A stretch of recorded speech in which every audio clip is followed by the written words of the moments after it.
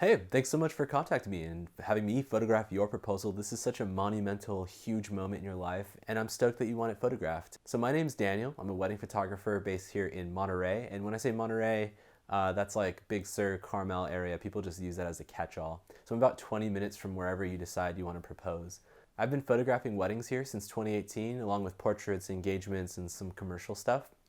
I'm super stoked to photograph your proposal. These are some of my favorite types of sessions for a bunch of reasons. Okay, so you've contacted me to photograph your proposal. What are the next steps? So you know a little bit about me. The next step would be deciding on the location that you're interested in. So whether it's been on Google and you've seen a shot and you're like, I want that picture, you can send that picture to me and I can tell you which location that is.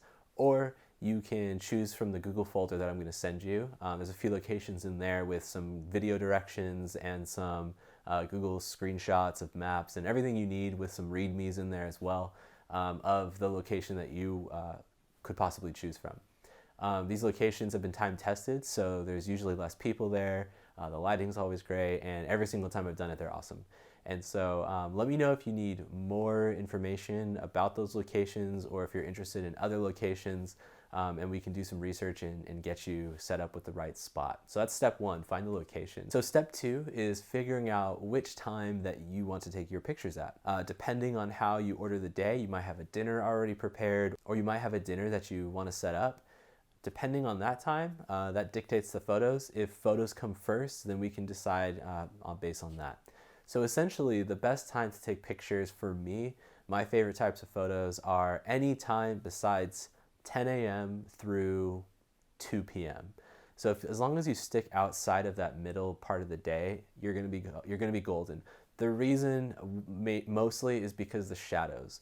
I don't want to get too into photography jargon, but essentially when you photograph at noon, the shadows around your eyes, the shadows around everything, they're super harsh and they're not as pretty. I'm interested in really pretty photos, stuff that's going to make your fiance excited and want to share and make prints of. My favorite time of day is probably what we call golden hour, and essentially golden hour is an hour before sunset. The reason is because you get that California light in there, and it's totally unique to California. I have friends from Canada who've told me that they're jealous that I get to take pictures here, and actually it's pretty true. California is an awesome place, and it's totally unique. And so the lighting here is special, especially in that hour. You can also shoot it sooner. It's totally up to you. Also, depending on the time of year that you're having your proposal, matters. And the third step after figuring out your location and your time is to figure out if you want any props in there. Now, lots of my couples just decide they want to throw in a bottle of champagne.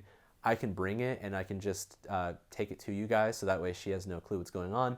You can also set it up so that you're thinking like, hey, I'm gonna bring a bottle of champagne. We're gonna go to the beach and just drink this, and that might be an excuse to have her, go to the beach with you. That might be the story, right? Who knows? Totally up to you how you want to do this, but that's just an option. If we add in a prop, it just makes a great photo. It adds to the moment. It heightens the experience. It makes it memorable, and I just love champagne, so that's something I like to do.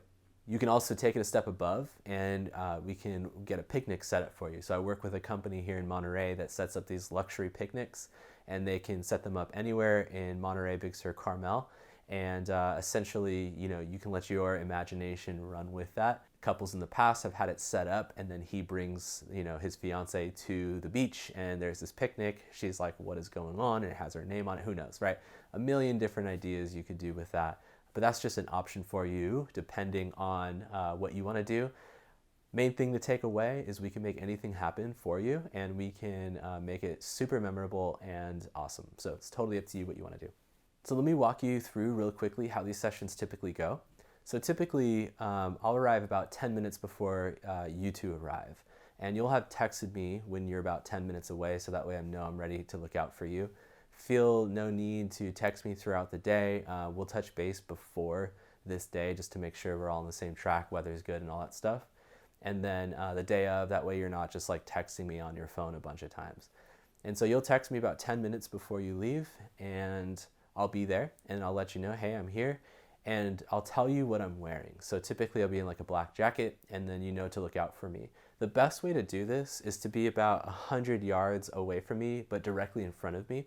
And the reason for this is because where I position myself is going to be where I think the best lighting is in that moment or 10 minutes from that moment. And it's imperative that we have great light. And so I'm going to try to help you out that way. You have total freedom. You can do this however you want. You can go anywhere you want.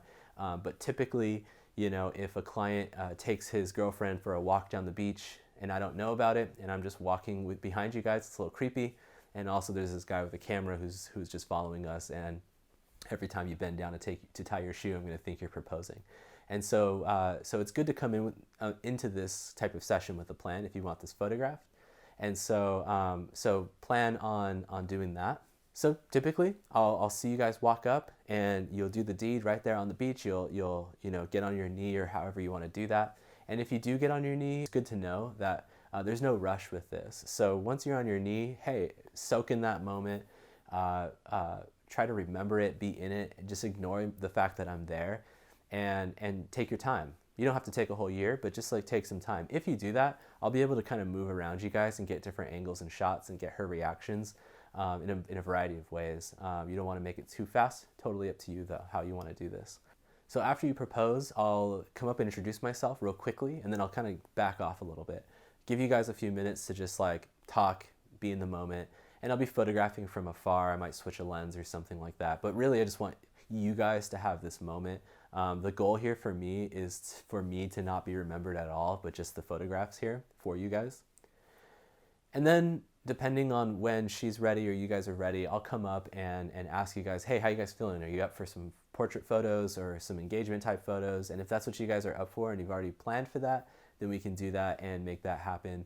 And I kind of gauge the energy throughout the time. So the reason I do this is because sometimes she just wants to hang out with you and just have that moment to yourselves.